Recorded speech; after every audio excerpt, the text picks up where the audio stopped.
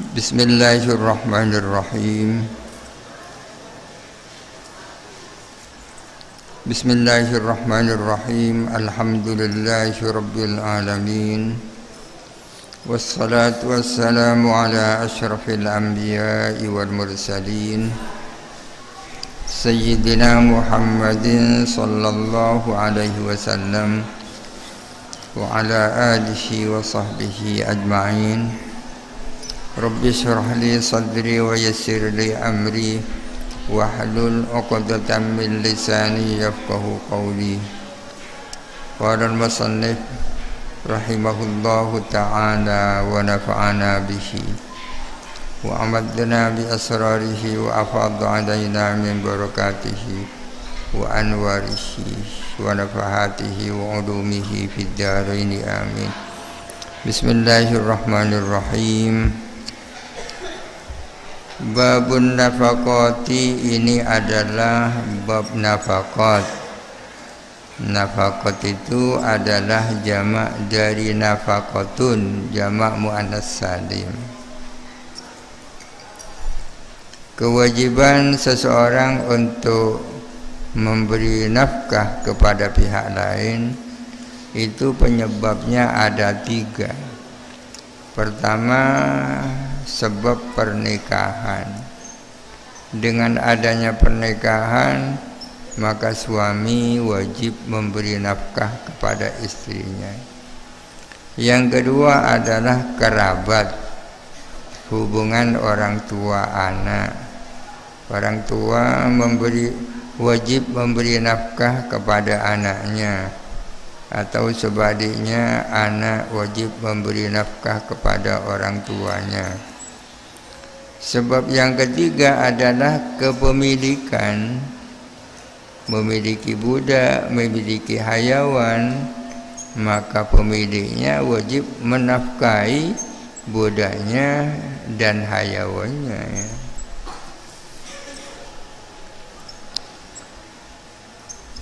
Muddani lizzawjati fardul musiri in makkanat wal muddu fardul musiri muddun wa nisfun mutawassitul yadi min habbi kuti ghalibin fil baladi wal udmu wal lahmu ka'adatil balad wa yuhdimur rafi'atal qadri ahad.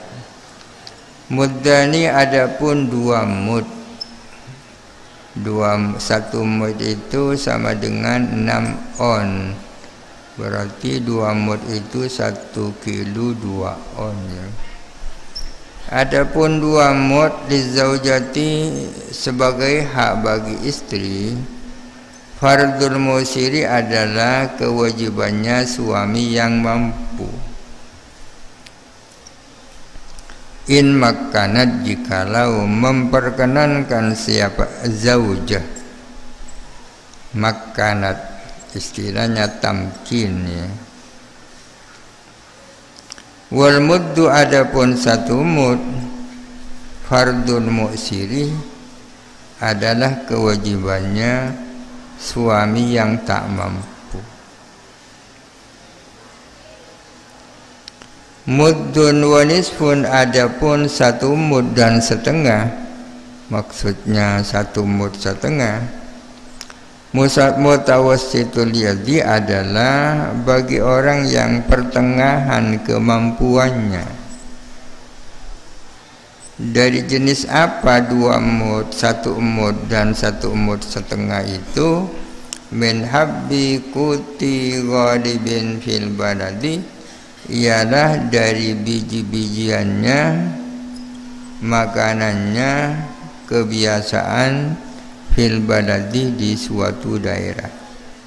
Susunan aslinya min habbi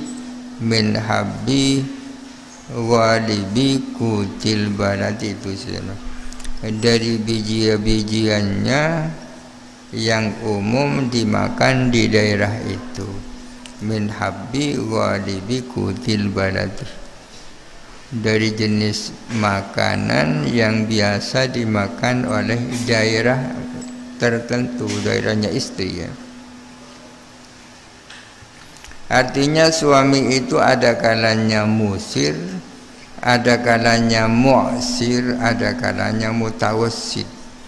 Musir mampu, mu'sir melarat tak mampu, mutawassit antara musir dan mu'sir. Kewajiban nafkah kadarnya tergantung kondisi ekonomi suami. Tidak melihat status sosial istri ya. Mungkin meskipun istrinya itu profesor, kalau suaminya tak mampu ya kewajiban nafkah dari suaminya 1 mud. Kalau suaminya mampu maka kewajibannya adalah 2 mud dalam sehari ya. Tak habis 2 mud itu, tak habis kalau hanya istri ya. Sejak kapan suami wajib memberi nafkah kepada istri? Adalah in makanat, berarti sejak tamkin. Makana yumakkinu tamkinan. Sejak tamkin, tidak bukan dari sejak akad nikah ya. Boleh saja, boleh jadi akad nikah sudah dilaksanakan, tapi suami belum wajib memberi nafkah kepada istrinya lantaran belum tamkin. Tamkin itu artinya perkenan, istri sudah menyerahkan dirinya kepada suami. Artinya mau dikumpuli siap, mau dibawa kemana saja siap, itu namanya tamkin. Meskipun sudah akad nikah tapi istrinya masih minta maaf, saya mohon jangan didekati dulu, saya masih mau melanjutkan kuliah. Itu berarti belum tamkin itu. Jadi imakanat ya. 2 mud kewajiban suami yang mampu, dan 1 mud kewajiban suami yang tak mampu, mu'sir.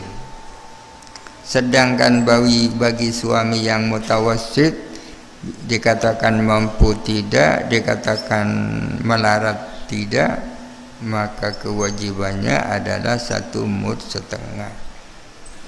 Dari jenis apa makanan itu? Adalah dari makanan yang ghalib, biasa dimakan di daerah itu.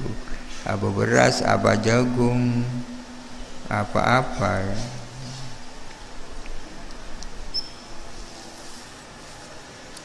Walu udmuh, dan lauk pauk, dan wajib apa lauk pauk.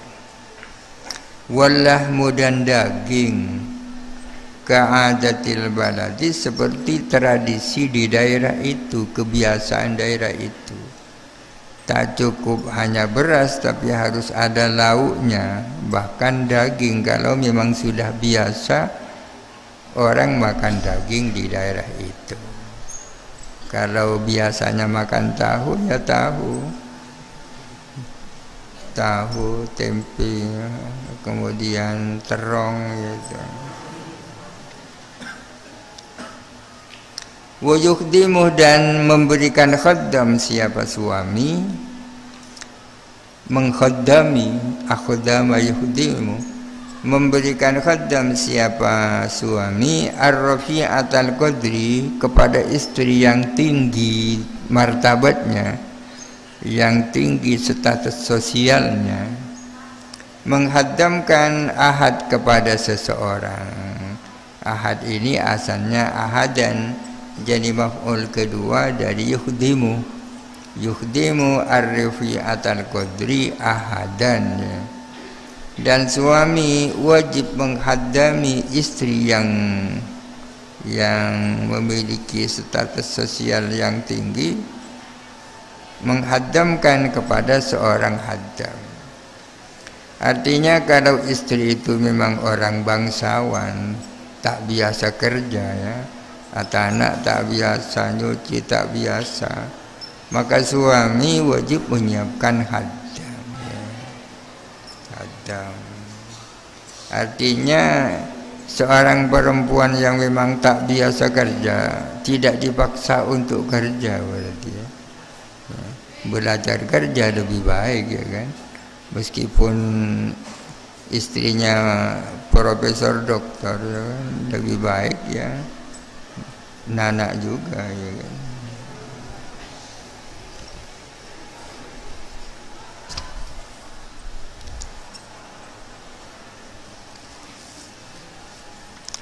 Laha khimarun wa qamisun wa libas bihasbi adatin wa fis saybi madas wa mithluhu ma'jubatin fasla syita wa tabiril adata jinsin sabata wa halahu fi liniha wa kurrira alfashu bil qadilaha in asara an kutiha au kiswatin au manzili talasa ayyamin di aqsal muhali.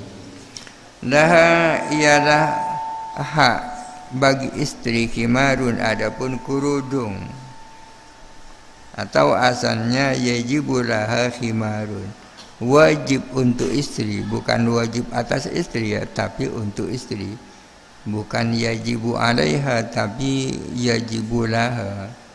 Wajib sebagai hak bagi istri khimarun, apa kerudung, kerudung apa jilbab ya, wa qamisun dan gamis, wa libasun dan pakaian. Yang dimaksud di sini adalah celana, bihasbi adatin dengan melihat kebiasaan ya guys. Ya pokoknya acuannya adalah kebiasaan jilbab ya. Apa kebiasaan yang biasa dipakai perempuan di daerah tertentu. Ofis sayfi madas, dan pada musim kemarau wajib madas. Madab ini selop, sandal selop. Yang dimaksud sayf di sini musim panas ya kan. Kalau sedang musim panas, suami harus menyiapkan selop untuk istrinya, baik agar supaya kakinya tak rusak gitu. Ya pokoknya sandal lah, pokoknya sandal. Wa misluhu, dan wajib juga hal seperti itu, khimar, gamis, libas dan madas ya kan. Wa misluhu ay wajibu misluhu, dan wajib misluhu apa hal seperti itu, ma'jubatin di samping jubah, faslas syita pada musim hujan. Yang dimaksud faslas syita ini musim dingin ya kan, musim dingin. Kalau untuk musim dingin, selain khimar, selain kerudung, selain gamis, selain libas, ya harus disiapkan jubah biar istrinya tak kedinginan ya, jubah ya itu. Ya tergantung kebiasaan juga ya kan. Wa'tabir al-adata, dan perhatikanlah tradisi atau kebiasaan, jinsan di dalam jenisnya, sabata yang sudah tetap. Artinya adat harus mu'tabar, harus diperhitungkan. Kebiasaan daerah harus menjadi acuan dalam soal pakaian. Wa'tabir al-adata, dan perhitungkanlah kebiasaan, jinsan di dalam jenisnya, aifil jinsi, sabata yang tetap apa jenis itu. Wahalahu, dan perhitungkan pula kondisi suami, aywa tabir halahu, perhatikan juga halahu kondisi suami. Filiniha, tentang halusnya pakaian atau jubah. Soal apakah yang halus, apa yang kasar pakaian dan jubah itu tergantung halus zauji, kondisi ekonomi suami ya kan.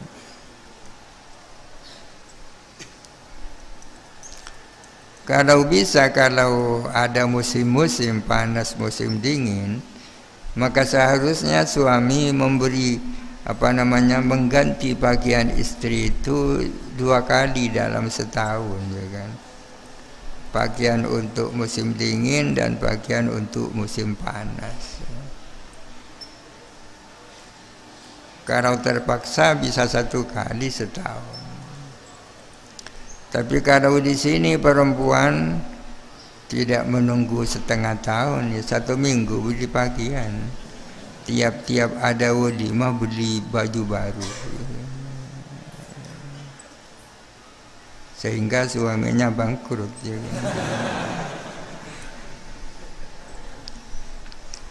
Wukuriro al-fashu, dan ditetapkan apa fasa. Fasa ini membatalkan nikah. Bil qadi, dengan melalui qadi, melalui hakim, ditetapkan apa fasa laha bagi istri. In asaro, jikalau tidak mampu siapa suami, jikalau melarat siapa suami, tak mampu ankutiha, dari makanannya istri, au kiswatin, atau dari pakaian, au manzili, atau tempat tinggal, salasa ayyamin, 3 hari, aksol muhali, paling lamanya masa tunggu. Di aksol muhali, paling lamanya masa tunggu. Muhal ini jamak muhla, masa tunggu. Artinya seorang istri punya hak untuk menuntut fasah melalui pengadilan, ya kan? Untuk cerai dengan suaminya. Kalau suaminya itu dinyatakan mu'sir, dinyatakan tak mampu menyiapkan makanan, atau tak mampu menggantikan pakaian, tak mampu menyiapkan tempat tinggal, tapi tidak serta-merta diputuskan fasah, diberi masa tunggu dulu selama-lamanya 3 hari. Sudah kemarin tidak kasih nafkah, sekarang tidak kasih nafkah, lapor kepada hakim. Hakim jangan sampai segera memutuskan, diberi tangguh dulu suami itu sampai 3 hari. Kalau setelah 3 hari tetap tidak mampu, bisa saja suami hakim memutuskan fasah itu. Fasah ini tidak harus suami, karena yang menjadi hak mutlaknya suami adalah tolak, ya kan? Kalau fasah, istri juga bisa fasah, tapi melalui pengadilan, melalui qadi, melalui hakim.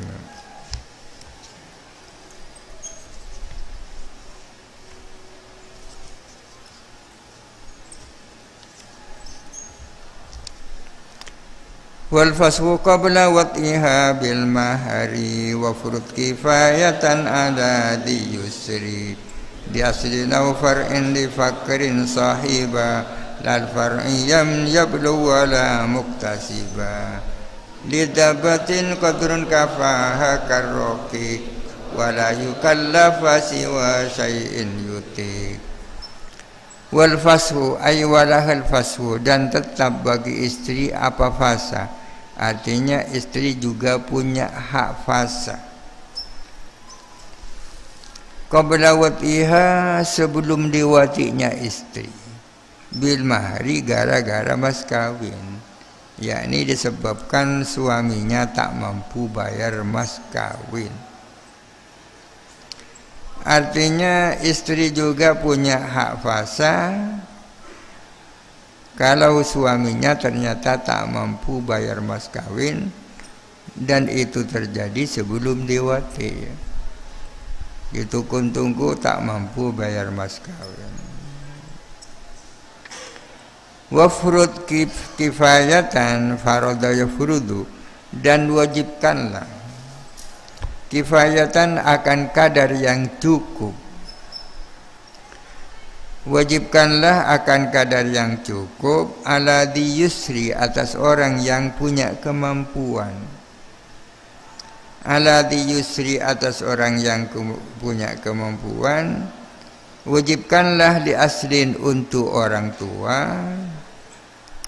Afar'in atau untuk anak, li fakrin sahiba artinya sahiba li fakrin yang menyertai apa orang tua dan anak, menyertai li fakrin akan kemiskinan. Sahiba fakron maksudnya jikalau orang tua dan anak itu memiliki sifat kefakiran. Lal far'i tidak untuk anak. In yablu jikalau sudah baliu apa far'i. Wala muktasiba dan juga tidak kalau dia bisa berkasab. Wala muktasiba asalnya wala ingkana muktasiban, dan juga tidak kalau ada anak itu bisa berkasab. Artinya ini sekarang bicara tentang nafaqatul aqarib ya. Nafkah karena sebab kekerabatan. Nafkahnya orang tua kepada anak atau nafkahnya anak kepada orang tua.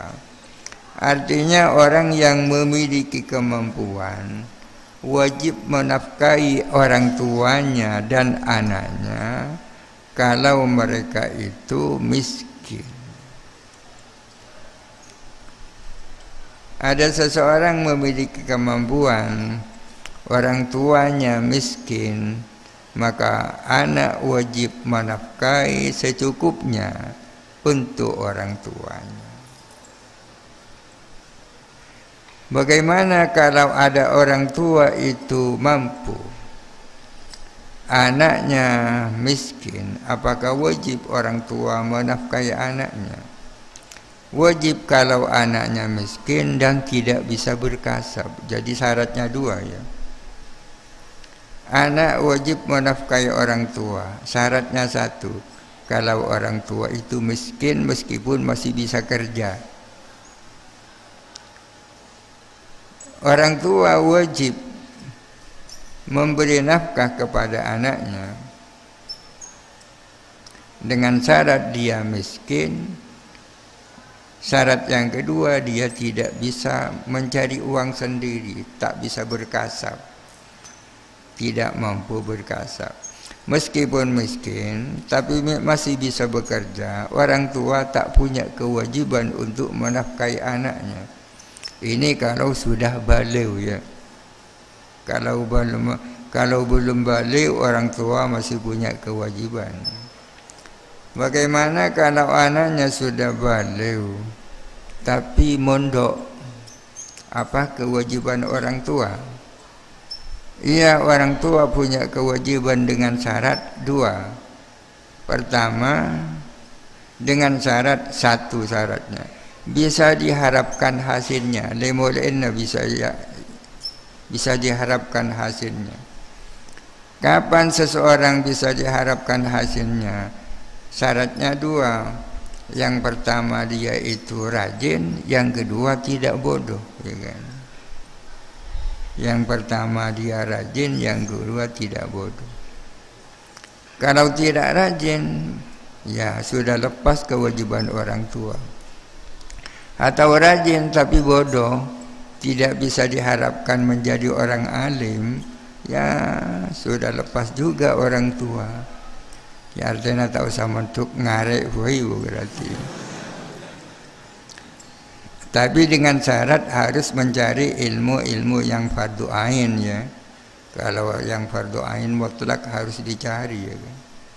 Setelah ilmu yang fardu ain dicapai, ternyata untuk menjadi orang alim yang benar-benar tak mungkin, ya mungkin tidak dipaksa untuk melanjutkan mondok kalau masih harus dibiayai orang tua. Lidabbatin qadrun kafaha, ayajibu lidabbatin, dan wajib bagi hewan. Qadrun adapun kadar kafaha yang cukup kepada dabbah. Orang yang memiliki hayawan wajib menafkahi hayawannya dengan kadar yang cukup. Mencarikan rumput, mencarikan apa, wajib itu. Jangan sampai punya kambing, punya sapi, punya ayam, tidak dinafkahi ayamnya, ya kan? Nafkah juga ya. Kalau kiki sama dengan budak, orang punya budak, budaknya harus dinafkahi. Wala yukallafa, dan tidak boleh dibebani apa dabbah dan rokik, tidak boleh dibebani apa hayawan dan budak, siwa syai'in yutiku, selain sesuatu yang ia mampu. Siwa syai'in, selain sesuatu yutiku yang ia mampu. Kalau punya hayawan, punya budak, boleh saja dipekerjakan, tapi jangan sampai di luar kemampuannya. Tak kelar mikul, dipaksa mikul. Jangan, tidak boleh itu. Termasuk haddam, meskipun budak sudah tidak ada, sekarang gantinya juga haddam ya. Haddam jangan diperlakukan secara tak manusiawi ya kan? Jangan dipaksa melakukan hal-hal yang ia tidak mampu untuk melakukannya. Babul hadanati wallahu alam. Al-Fatihah. Bismillahirrahmanirrahim. Alhamdulillahirabbil alamin. Ar-Rahmanir-Rahim. Maliki yaumiddin. Iyyaka na'budu wa iyyaka nasta'in. Ihdinas siratal mustaqim. Siratal ladzina an'amta 'alaihim.